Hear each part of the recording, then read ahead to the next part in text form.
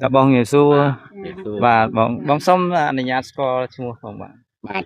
អរគុណខ្ញុំបាទឈ្មោះលុនឈៀងហុងជាម្ចាស់ចការទុរេននៅខាងភូមិបុកខ្នោដែលគេហៅខ្សាច់វែងភូមិកញ្ជោស្រុកឆ្លងខេត្តកញ្ចេះខាងនេះចាស់ស្រី បាទ អរគុណទុរេននេះខ្ញុំដាំ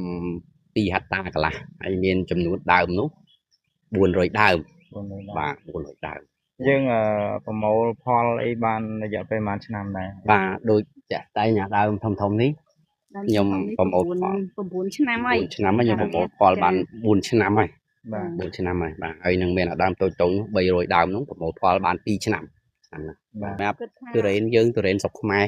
បាទចការផ្ទាល់ចេះ បាទ អតិថិជនមួយចំនួនគាត់ជឿជាក់ហើយការលក់ដូរនោះក៏អត់មាន គិតថាអត់ពិបាកលក់ឯងចាក្នុងដោយថាអតិថិជនភាគច្រើនគឺគាត់ចង់មកដល់ចការនឹងផ្ទាល់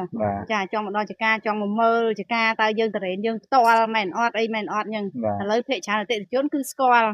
ចាគឺស្គាល់យើងច្រើនចាស្គាល់យើងច្រើនតាមរយៈបណ្ដាញសង្គមហ្នឹងចាគឺពួកគាត់ស្គាល់ច្រើនអញ្ចឹងគាត់ក៏អញ្ជើញមកដល់ចការច្រើនដែរ យើងមាន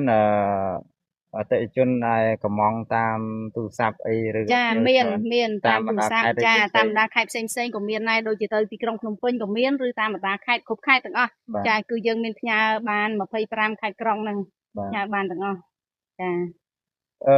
បើគិតពីការប្រមូលផលវិញតើក្នុងអំឡុងពេលប្រមូលផលហ្នឹងរយៈពេលប្រហែលដែរបានអស់ផ្លែ សម្រាប់ទុរេនចការខ្ញុំប្រមូលផលចាប់ពីថ្ងៃហ្នឹងទៅរហូតដល់ដំណាច់ខែ7 បាទដាច់ខែ7បានអស់បាទ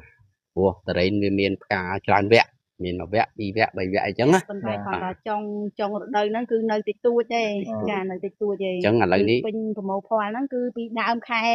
ចាប់ពីថ្ងៃហ្នឹងទៅគឺពេញប្រមូលផលហើយចាពេញប្រមូលផលហ្នឹងអញ្ចឹងឥឡូវចុងខែគឺនៅតិចតួចទេសម្រាប់ការវគ្គចុងក្រោយហ្នឹង ចំពោះបងផ្ទាល់ថារវាងដំណាំទុរេនហ្នឹងវា